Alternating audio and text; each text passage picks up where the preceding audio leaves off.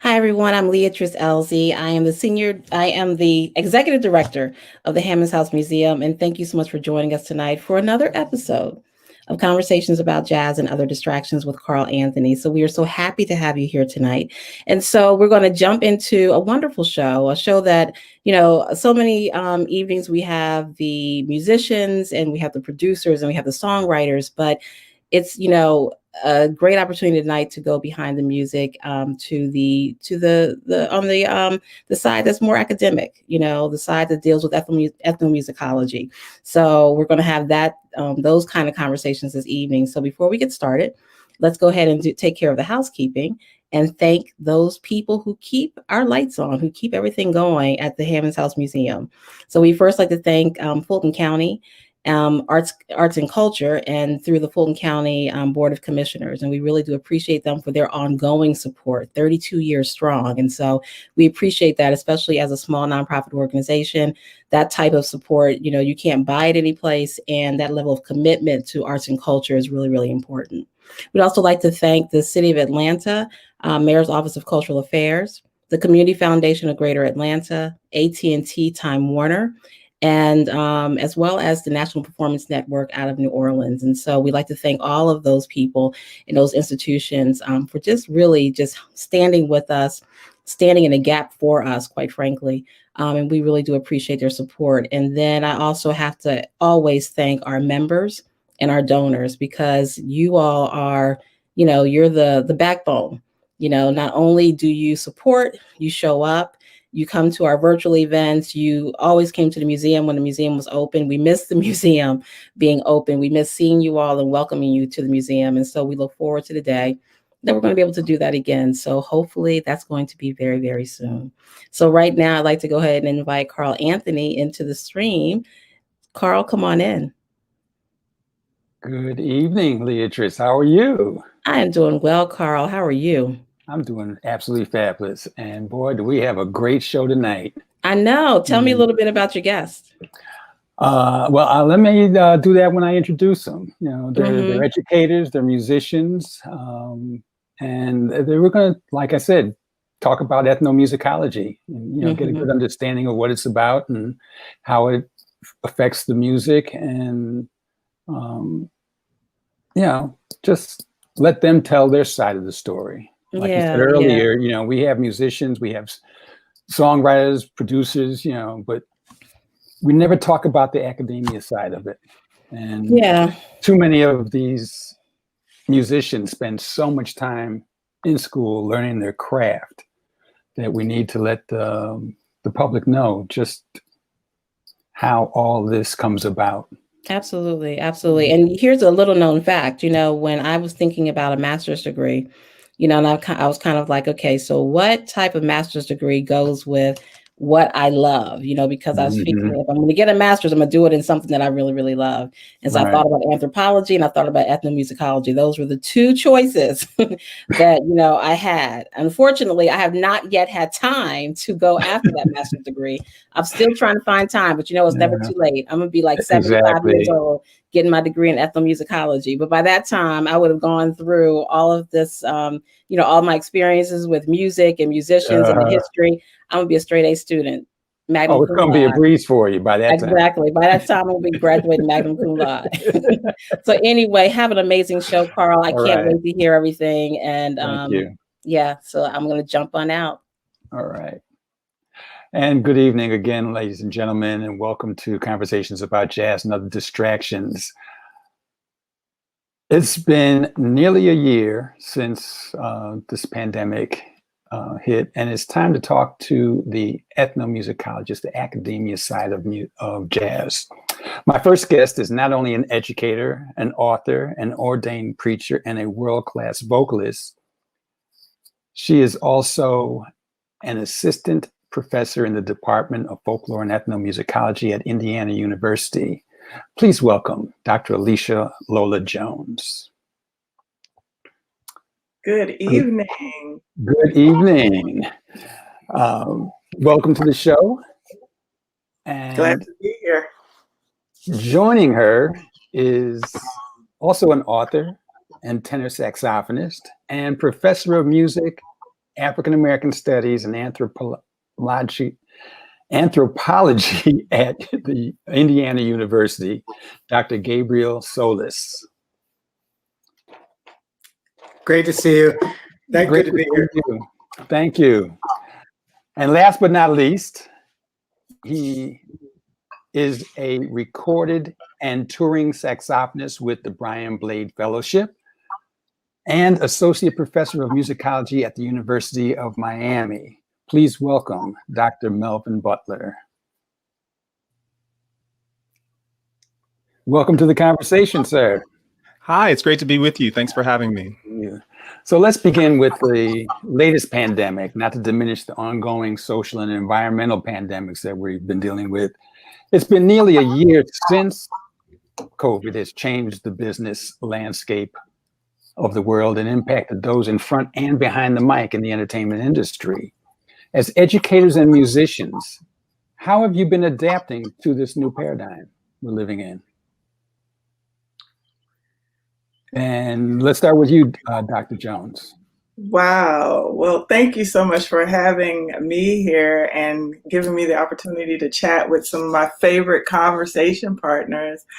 I would have to say that in many ways, because where I frequent in my research and just my passion is in religious settings. And so there's been a lot of scurrying to figure out how to make meaning in faith and belief in community choirs that are housed at churches. And so folks are literally getting their technological literacy and weight up as various events occur. You know, people preparing for things like Kwanzaa, learning how to use video conferencing, and what is lost when you incorporate things like video conferencing and conference calls. And so I think I'm witnessing a mourning.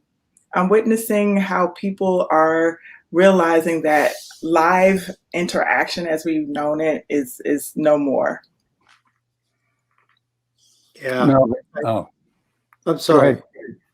I just was going to say, I mean, I also think with both for myself and with my students, I'm really seeing a sense of loss, but also an opportunity to think about the ways that music, as you know, student musicians and other aspects of their lives are really intertwined, so that they may most of the time they may come to see us and we know them as a student, but we don't always know them, you know, in the bigger life that they live. And, you know, to hear from a student that a family member has COVID, I might not have known a family member had an illness before, but now I know that other things they're struggling with and working with. And so that's been really powerful. But similarly, the music that I work with and the music that I teach and the music that I'm most interested in and connected to is live music, is music in community settings, and you know, it's about being together. And as much as I see a lot of students, you know, honing their technical skills, which is good, and honing their technological skills, which is good, right. We really can't wait to get back to the chance to make music together. Yeah, and I'm happy to add to that as well. I mean, you know, for me, I mean, as a saxophone player and as a scholar, well, you know, I think I'm grateful for being able to operate in more than one musical world. And this is something I also try to instill in my students as well, is there's a lot of ways to impact the world through music. Live performance is one of them. And I do miss performing. It's been a bit of an adjustment. I have to challenge myself to find time to practice. The last live performance I did was February of 2020 at the Ground Up Festival here in Miami. And since then, it's just mostly been, you know, I've sort of leaned into the art of teaching. And, you know, I really enjoy teaching a lot. And as a music professor, I actually find that the online format has worked fairly well for the kinds of classes that I teach. You know, you can still listen together with students. You can share music, you can share videos. And so I've kind of embraced this sort of technological turn. At the same time, I'm also pretty optimistic. I think if one of the things that we've learned throughout this pandemic is that we still need to be together socially. Yeah. You know, and I just think if anything, it's reminded maybe all of us of the importance of making music together and hearing music in community. So I think it's coming back. I think people are thirsty for that kind of live music making experience, and I'm eager to see this happen. Yeah, because I mean, what I've discovered was we kind of take that camaraderie, that togetherness for granted, because it's always been there. You know, Right. It's like you don't miss what you've never missed until you miss, until it's gone, kind of thing. So, Right. So the interesting thing, though, as the vocalist in the group, is we're already germaphobes. You know what I'm saying? So it's for us already. I see my colleagues at Jacobs. I mean, they are singing with masks, trying to model an awareness of the sort of barrier that we already are. Y'all know the ones with the scarves and the water bottle and the tea and the maintenance so that the community can be built up. So there's already this anxiety. And then with this sort of, issue biologically that folks are navigating, at the very least, I think that there will be some modifications for the vocalists who already are trained to be very wary of germs. Yeah. I'll say, I mean, even during the during the pandemic, I'm in a small town and we've had pretty good, Champaign-Urbana is, 150,000 people maybe. We've had, the university's been really, really good at like good protocols and a lot of testing, and we've done pretty well. So we had a lot of outdoor music in the fall till, Midwestern winter. It's too cold now. But in the fall, the city sort of relaxed ordinances, allowed a lot of outdoor stages to be set up. All the venues had things. There was a lot of jazz, and people came out.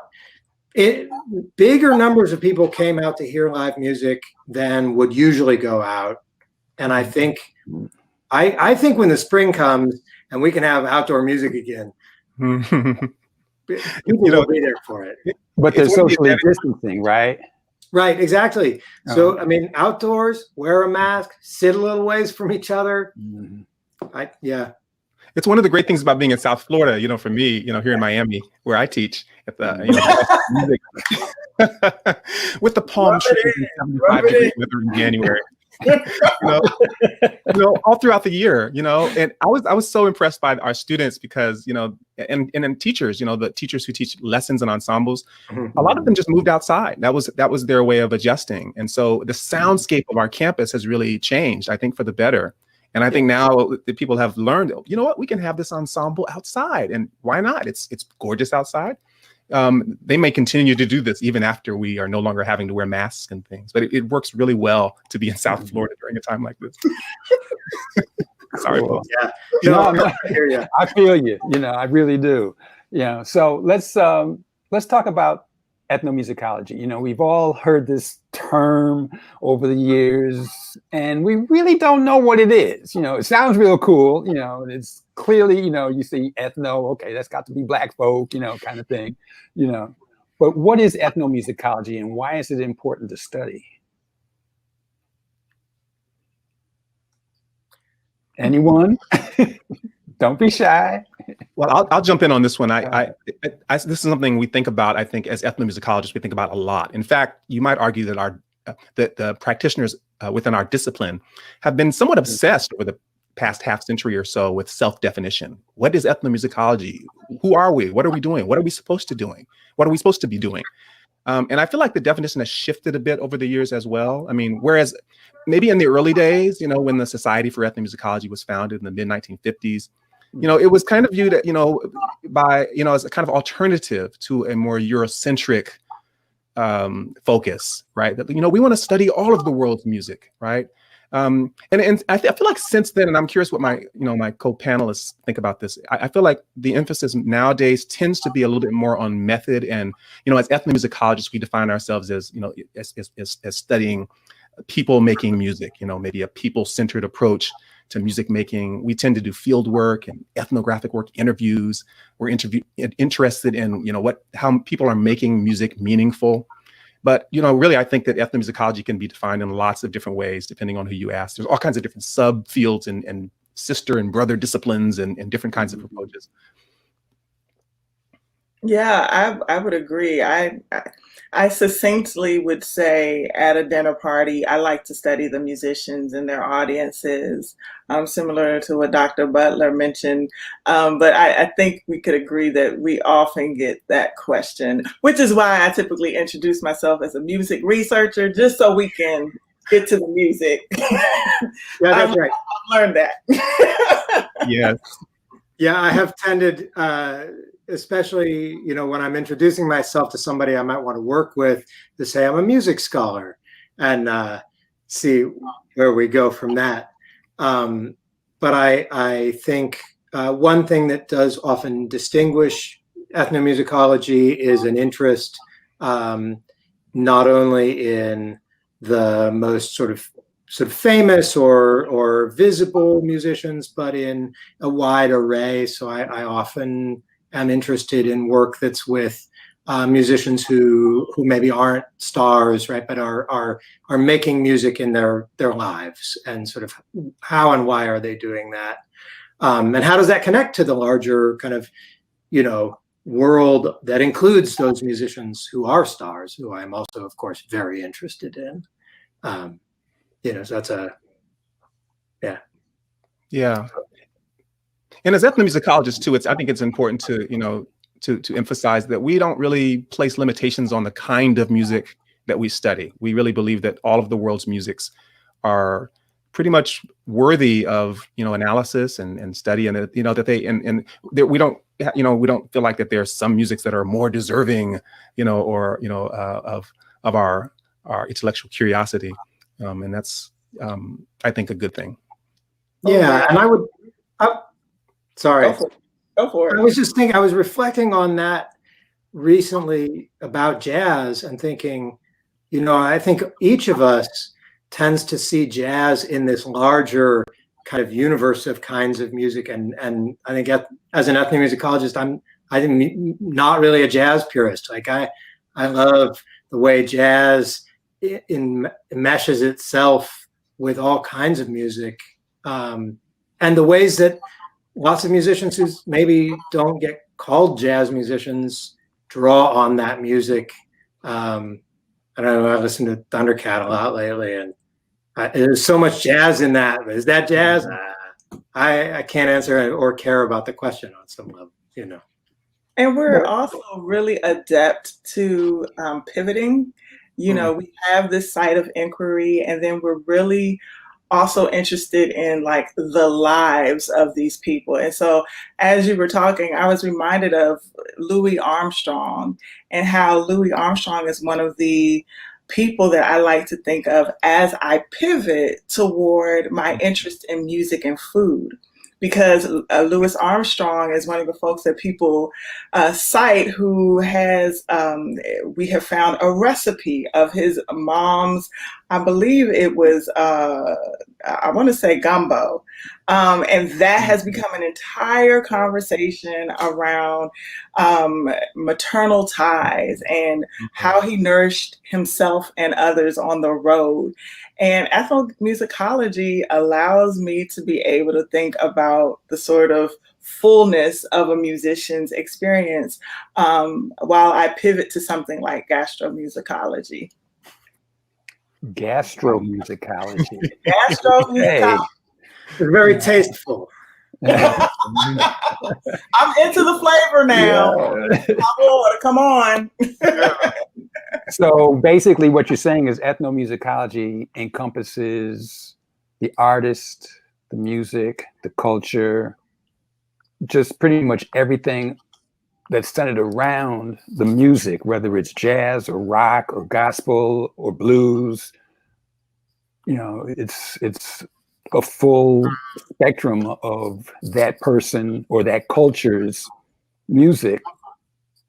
But there's no limit because, like you were saying, Sting uses a lot of jazz in his music. He's a great jazz musician, even though most people don't know it. And we borrow from each other. Like my understanding of jazz was the African drum, to slavery, outlawed the drum, went to the guitar picked up gospel, church, blues, jazz, that's a very limited understanding of what ethnomusicology is about. Because in my mind, I separate both. I look at the artist and learn about the artist, but I never compared gastro and and cultural things necessarily. Okay, he's European, or he's African, or he's Jamaican, or he's Cuban, or he's Brazilian, and the influences. But it's like, like with Brazilian music or Cuban music, they borrow from jazz, but jazz also borrows from them. Yeah. Is that a part of the ethnomusicology study also? For sure. Yeah, that sort of global story that jazz has lived. Much of my research over the last, 10 years actually has been with indigenous musicians, Aboriginal musicians, and Pacific Islanders in Australia and other parts of the Pacific, and the ways that jazz has moved into, and not just jazz, right? Jazz and blues and gospel and all of this has become meaningful and powerful and part of a movement for recognition and sovereignty. And I think it gets back to why I think each of us sees the music as part of this larger world. That for the folks I work with there, it's not just the music; it's the ways the music was connected to, civil rights movement, of Black Power, Harlem Renaissance.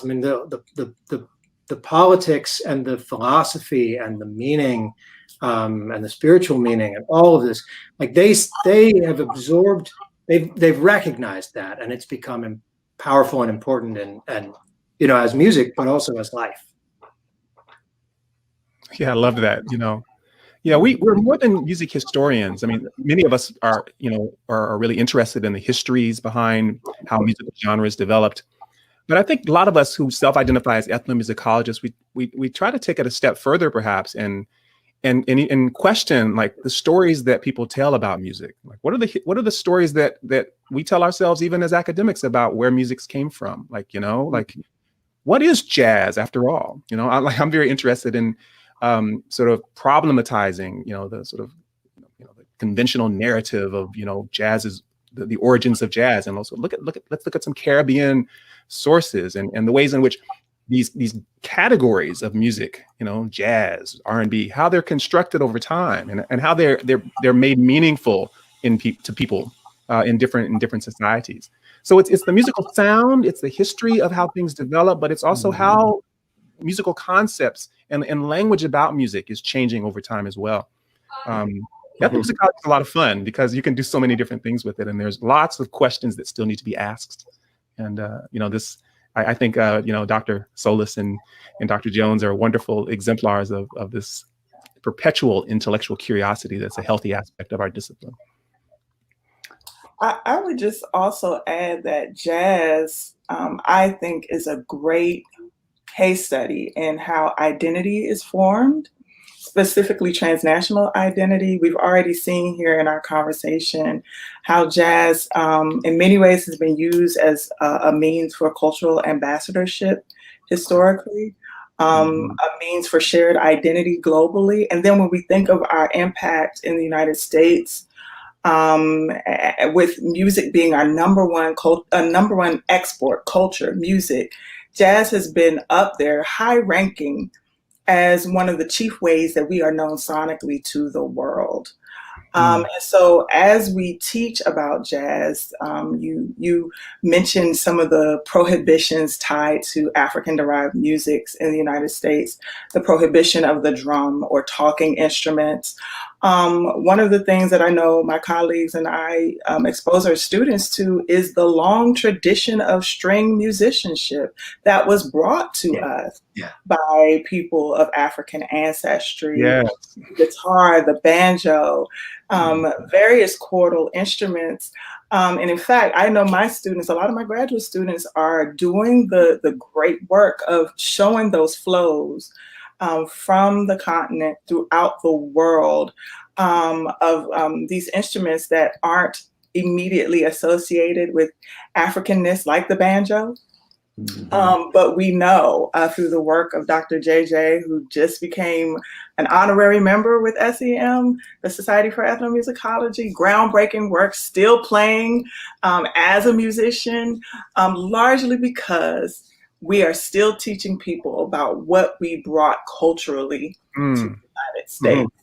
Yeah. So there's the drum that many people don't know about, the prohibition of the drumming, because it was thought to potentially organize enslaved Africans. People heard of the talking instrument. They heard of the talking drum. We know now that there are various instruments that talk or mimic the tonality of speech. But it was something about the drum that was so powerful and how it was described and used that as a result, it was prohibited. And I and others would argue that it shaped a cultural reception in the United States where people of various cultures are triggered by the drum, not realizing where that social epigenetic root lays. So we get into the issues. We like to think about the issues that form the music. And since you're talking about Black music too, I mean, just building off of what Dr. Jones has said too, it occurs to me too that maybe it doesn't even go without saying to some of the listeners that, I think when we're talking about Black music, we also understand that musical sound is not it doesn't occur in a vacuum, that it's inextricably connected to so many different ways of living, of doing other things, of dancing, for example. So we tend to try to take a little bit more of a holistic approach to understanding what music is, right? One scholar named Christopher Small uses the term musicking to try to get at this, right? Like it's a verb, it's not a thing at all, it's an activity, right? So this idea that music is alive and well, and it's not just what's on a printed page, but it's an activity. It's something that people are engaged in. And that to understand it, even something like a jazz concert, you have to look at the interplay perhaps between performers and audiences. In the same way, not just, I think that there's a lot to be gained, like thinking about like church music as well, like the Black church, how the amens and cries of hallelujah from the congregation, they all contribute to the musical event. Right? So an event-centered approach, I think, is often key to what we do in ethnomusicology. Yeah. And I would add a thing to this, which is to say, I think a lot of jazz musicians historically have grown up in that world, and if not, perhaps needed to articulate it as explicitly, but for those of us who teach at universities that have jazz programs, we are often teaching students who have come to jazz perhaps in other ways, often white students, of course, but who have not necessarily grown up with some of those codes and some of those experiences, and so part of the work is also expanding their understanding of what jazz is. But I would also say, Carl, that it seems to me that you are an ethnomusicologist in your approach to jazz on this show, because it sounds to me, having brought in not just musicians, but also producers and songwriters and now scholars, that you have taken a sort of musicking approach to understanding the music. It was interesting as a DJ, I was interviewing somebody, I can't remember who it was, and I was asking that, how it was he was wearing so many hats. And he was like, well, how is it that you're wearing so many hats? I'm like, what do you mean? I'm a DJ. He's like, no, you're a DJ, you're a programmer, you're a arranger, You know, not like arranger. He's like, well, you arrange the music every night. You know, you put one song after the other, you know, and I was like, oh, wow, you know. And absolutely. Until he said it, I never thought about it that way, you know.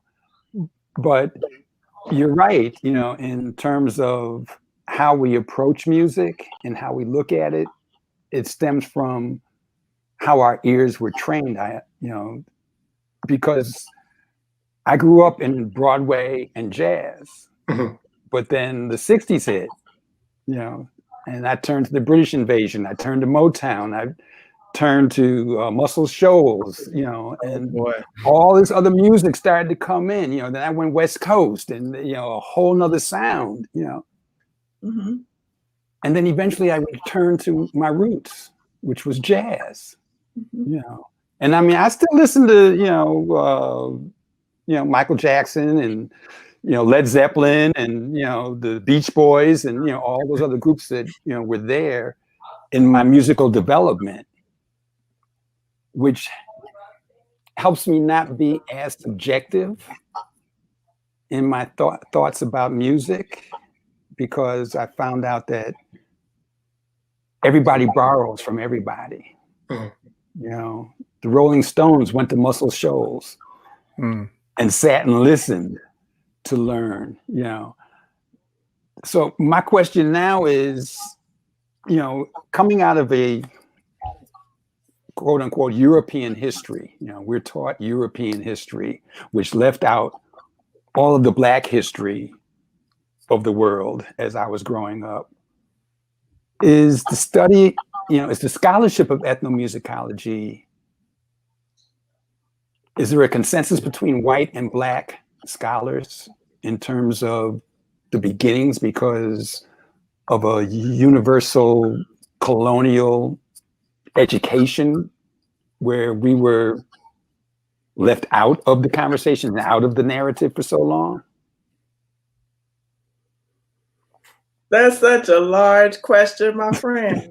Oh my God. I need a sip of water. You're asking whether there is a consensus across racial boundaries about where music came from in general, or? Yeah, because I mean, like, you know, when we look at history, there's what was taught from the colonial standpoint, and what we have learned since Black studies hit college universities. You know, that we were there long before them, you know, kind of stuff. Is that the same thing? You know, I mean, I'm assuming, and I know what assuming does, but, you know, as Black scholars, are you discovering inequities in the narrative that has previously been told? You know, well, let me say this. I think one of the things that disappointed me, I think once I really entered the academic life as a professional scholar, is that, and even as a graduate student, you know, in my PhD program, you learn fairly quickly that things like white supremacy or racism that the academy is not immune from those forces, and that they're alive and well, even in scholarly organizations that you might assume to be progressive, even within the Society for Ethnomusicology, you know, which is a grand cohort of scholars, most of whom are committed to studying the world's music and all of its diversity. But nevertheless, we still battle against this sort of systemic problem that foregrounds whiteness and white ways of thinking, white ways of making music. I don't think that it's a question of like Black scholars and white scholars disagreeing, certainly not on an obvious, you know, ostensible level. It really goes beyond individual scholars, because many people mean well. I think that if you ask a lot of, you know, African-American, you know, African Caribbean, you know, Black scholars and Black graduate students, they have a lot of stories to tell and scars to show you about the trials and tribulations of trying to either earn their PhD, get their articles published, get books published, and And some of those obstacles have to do with the fact that we live and operate and work within a system that still tends to undervalue not only Black ways of making music, but Black centered scholarship as well. I hope that makes sense, but that's kind of what I would say about that. But I would love to hear from Dr. Jones as well. I would just add, we've been working on a project actually centered around radio and listening, and revisiting the story of a foremother, Dr. Eileen Southern, who is said to be one of the, if not the first, one of the first, but I think the first to submit a dissertation in musicology as an African American. That was 60 years ago. And for much of her career, she spent a lot of correspondence, blood, sweat, and tears, and pages in her book responding to the assertion that there's no way there could possibly be enough material to teach a course on Black music research. And as a result of that journey, we get the book, The Music of Black Americans, which anytime I teach Black music research, I use that book as a conversation starter about the baton that she passed on to us on her departure. That was done 50 years ago this year. 60 and 50 years are marked this year. It's not lost on me, though, that, like Toni Morrison said, racism was such a distraction from the creative work that she could do, from the entrepreneurial acumen that she had by creating her own journal.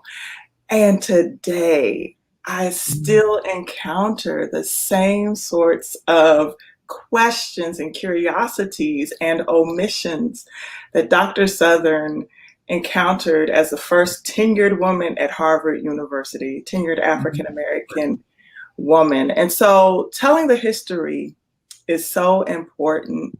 And I think now we are at a point, as we look at the Society for Ethnomusicology, the American Musicological Society, all of the major musical guilds like the Society for American Music, there is some self-reflection that is occurring. I don't think, though, that scholars of color need to be included in that reflection. I can miss me with another service or conversation opportunity. I got books. I want to talk about music and food. Like, I want to be, you want to chair the diversity committee on the. I know, that is a mess. But I mean, she was able to at least start the conversation about the role of visual arts and music. So that pivoted. And with that almost 600-page book, it was like grit. It was her grit, making sure that folks like us could benefit from a comprehensive body of literature that could put to rest the question of whether or not there was a there in Black music research. But unfortunately, I'm telling you, we're still getting that question today. Yes, yeah. I'm so glad Dr. Jones gave a shout out to Eileen Southern. She is a true hero, I mean, in the history of the study of African-American music. And she got a PhD from NYU and didn't do a dissertation on Black music. She really had to do that afterwards, after she got her PhD. When I finished my PhD from NYU in 2005, I didn't know that Eileen Southern had gotten her doctorate there, and I didn't know of any other African Americans who had been there. So I started asking around, and it turned out like I was the second African American to get a PhD in music from NYU. So I'm very much, operating in the footsteps, in the shadows, so to speak, of Eileen Southern. We all owe a great debt to her. Yeah. And I will say, I'm not a Black scholar. I don't identify as an African American scholar, but I've been very fortunate to be in the community of scholars and have the opportunity to pursue jazz studies in that context, and to see changes over the years in that I've mentored a number of Black students, and been able to grow that community as well, and produce a space where I hope to some degree there's some refuge from some of the ways that the larger institution can be a damaging place to be in a place like Champaign-Urbana. But I will say one thing that I think has changed is, at least where I am, and I hope at large, is the thing about what music can you study for your dissertation?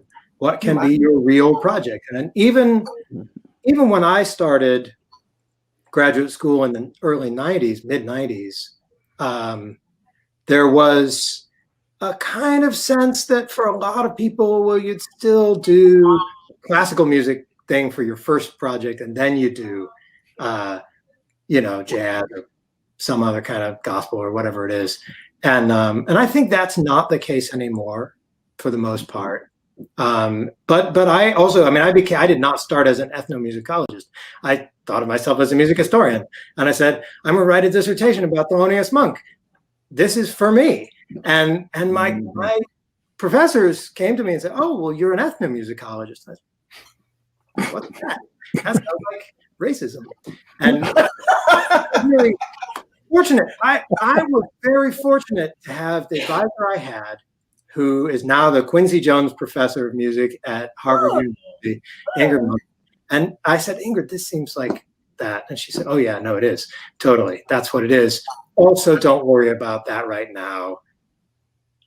Find the conversations you want to be part of. Meet the people you want to talk with. And now I get to talk with them on this show. So, it's, yeah, for sure. I got to shout out my dissertation advisor, Dr. Butler. I know he doesn't require it, but in the Black church, first giving honor to God and to mentors. But I say that because rightly, I would not have been able to study Black music research, at least with the opportunity to be imaginative, had I not had someone like Dr. Butler, who is a rigorous scholar and whose musicianship matches his rigor as a scholar. So, I know you didn't pay me, but the invoice is in the email. Thank you so much. You started talking about your dissertation advisor. I was like, oh, who was that? Oh no, that was me. So, Alisha Jones was my first PhD advisee. When I was teaching at the University of Chicago, and it's easy to forget that she was ever a student, because she's now blossomed into this powerhouse of a scholar with her recent book Flaming, which you have to check out. It's a wonderful colleague now. It's really great and to see that happen. So thank you for those kind words. Thank you. And the first PhD in ethnomusicology, person of African ancestry at U Chicago. Congratulations. Definitely. Wow, that's right. Yes. Yeah. And I do think that's a sign of the distance there is still to go. That really, I don't know what year you got your PhD, but it was not that long ago. Yeah. And, I think if you picked any given department, their first Black student to get a PhD may well have been within the last 10 years, and was almost certainly within the last 20. And many of those schools, maybe there hasn't been another, and this is the, this, and I will say, as a scholar who's come to jazz studies, not growing up in the Black community, that having experiences with Black family members, learning that a little bit later in my life, did make a difference in how I hear jazz and how I approach it as a scholar. And I think that is a reason why I am always looking to recruit Black students into my graduate program to study that music, because I think it did matter. And Yeah. So glad to hear you say that, Dr. Solis. Yeah. And, I think all of us would agree that it matters who's at the table, right? Yeah. And Black voices matter. I mean, if you heard, Amanda Gorman's speech at the inauguration, right? I mean, what a powerful voice. I mean, and speaking as a young Black woman, it matters. It makes a difference that we hear her voice, that we see her, and we recognize that she has a distinctive story to tell because of her distinctive set of experiences that make her who she is. Likewise, in the academy, it matters not only what we're studying, but who is telling the story, right? Who is studying? And we understand that knowledge is none of us would say that we are producing like the objective truth. Like, this is the way it was. Like, no, we understand that there's a dialogue between the scholar and the thing that we're studying. So I write a book. This is Melvin Butler's take on, this is my analysis of what's happening here based on the research that I've done. And I remember being so discouraged when I first entered my PhD program, because I was reading all of these things on Black music and jazz and gospel that were written like decades ago by white scholars who tended to be rather dismissive of the cultural value of Black expressive culture of music. I mean, it sort of like it was important on to a certain extent, but they just didn't quite write with the same kind of sensitivity. Right. And so there's a long history of that, and we're still, I think, trying to get to a point where we have, a better representation of diverse voices, and that our academic spaces are inclusive enough to really provide a healthy portrait of various forms of Black music. And it really takes a collective effort, I think, on the part of all of us to do that. Similarly, why our continued musical involvement matters, why it informs what we bring to the classroom. We have a term that my predecessor here at IU really championed, which is culture bearing. This idea of understanding our role culturally, especially within the tradition of jazz, within vernacular or popular Black music, where in many cases, in our living rooms or at our kitchen tables, don't nobody care about how you unpack X, Y, and Z scholar. They want to know, can you take us in musically? Like, how does this match with your earthly good in our home, at our family reunion, at momentous occasions? And so that culture bearing, much like what we've seen with the griot, the person who carries the history and activates space through song, through poetry, having those ways of knowing the music is so important. And it really, it also for me is the nourishing part, where I can take what I teach to a predominantly white student body of maybe 180 students per semester. I can teach and use the pedagogical moves in the classroom and work with denominations, work with conservatories to reimagine even some of the places that have rejected and erased my proposal to either study there or work there, but now to be in a space where I'm audible and legible in new ways, and to make a way for someone who had a similar path. It's a great joy. And so those credentials, they mean something, at least for preventing other violences from happening to other people. So yeah. I've also thought one of the things that often characterizes ethnomusicologists is sharing the mic in terms of who has expertise, who brings what knowledge to the table. So, I have learned over the years about Central African music, but I have a friend here who I play with a lot, who's a Congolese musician who in Congo was a major figure in gospel there, and left because of the political situation. I would much rather give him the space and recognize his expertise and allow my students to see expertise in his person than for me to try to pretend I'm the expert. And I think that's a mark of ethnomusicology as an approach, actually. Yeah, and it's a shame. I mean, there used to be a time when, and maybe this still exists, I don't know what you guys think. There used to be a time when, like playing the music was like a mark against you. Like the idea that we are the scholars, we don't actually touch the music. Like we don't play it. We analyze it. As this division between performers and scholars, between thinking and doing it.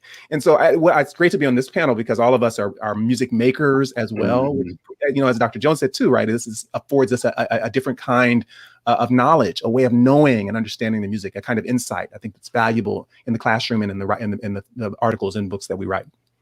I mean, one of the things I noticed in, over the years is that, especially like with jazz and a lot of Black music, it was always seedy and lowbrow. Mm-hmm. And, and I understand, jazz came out of Storyville in New Orleans, which was the bordello section of New Orleans. But then it got raised to this highbrow regal status where people were like, I don't know if I even understand it now because it's way up there. And, for me, it's always been, if it makes you bop your head, tap your foot, snap your fingers, it's good music. It doesn't matter whether it's lowbrow, highbrow. I mean, I've been in some joints where I had to put my back against the wall to make sure I was safe, but enjoy the music at the same time, because that's where the real players were playing, at the juke joint, where a fight could break out at any moment, So there was never a lowbrow or highbrow, but then, like you were saying, as historians, as scholars, that's a narrative that I am sure Black folks didn't create. So how do we get around and reestablish a new narrative that is inclusive of our history? Because in a lot of cases, that's the only place we could play. We couldn't play at the Copa, or, we couldn't play Las Vegas or Miami Beach in the early days, and then when they allowed us, we couldn't stay there. So how does the scholarship change that narrative? Mm. And I know that's probably another big question, right, Dr. Jones? Yeah. I mean, my immediate thought is public arts education. We might readily associate it with public schools, which is one strand, and then there's community organizations. I often think about how the Academy of the Church has served as that outlet, and maybe now is the time in terms of the historicity of jazz music, where we may see folks bringing jazz education into the churches, largely because of the defunding of jazz education privately and publicly. The repertoire, and of course we can include jazz vespers, we can include sacred concerts in this as well. The repertoire is just so rich. And when I think of the musicians who are out here recording, when we ask them some questions, the music directors out here like Tony Walker and Daniel Moore, these folks who are entrusted with the musical vision of headliners like Ledisi and Mariah Carey, they did the Academy of the Church and they did jazz education and were equipped with sonic and musical material. Even people like Melvin Butler was raised in the Academy of the Church and went to places like Berkeley, rubbed shoulders with, a Layla Hathaway and, Lil Jon, and, can whip out saxophones in the background. But this sacred secular duality does not exist, and we don't need for it to persist as though it exists. I think we could bring jazz education into the public arts education that's already percolating in our churches, especially as we re-envision them in this pandemic moment. Yeah, and I think so much about what Dr. Butler was saying about like questioning the histories. I really push when I'm teaching jazz history about, you know, the ways that the musicians have been intellectuals from the jump, and the ways that the music, this, I don't know, it was a good thing to do because it was a way to make a good living at a point. You know, Coleman Hawkins did not come out of, you know, the kind of low brow situation. He was well-to-do. I mean, you know, Miles Davis, right? Davis. There were people, and there were music educators. This music was something that grew because there was public funding for music education in Los Angeles, in Detroit, in Philadelphia, in et cetera. And I think that story is an important one for people who want to be in this music to hear, and people who love this music to know. Okay, real quick, because we got to wrap up. I mean, I hate for this to end because this is just like, getting warmed up too, right? You know what I'm talking about? So, real quick, a lot of musicians are moving away from the word jazz. And, you know, like Nicholas Payton, Black American music. God, who is it? I can't even think. But anyway, there's creating new terms for the music that they play because jazz had such a negative connotation to it. How do we keep, you know, how do we keep the word jazz alive? Because I can't, you know, it's hard to say, you know, like Yusef Lateef, auto, physio, psychic music. You know, who else falls into that category? You know, because jazz already has so many different categories in it.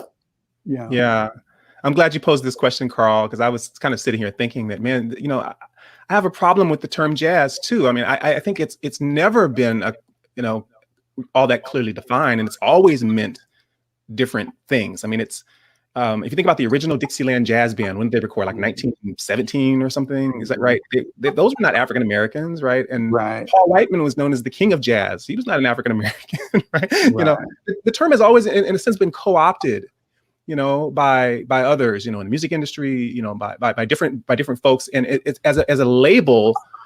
I think there's no need for me as a jazz musician to feel like indebted to that term. You know, I've allowed myself to untether myself from jazz as defining what I do.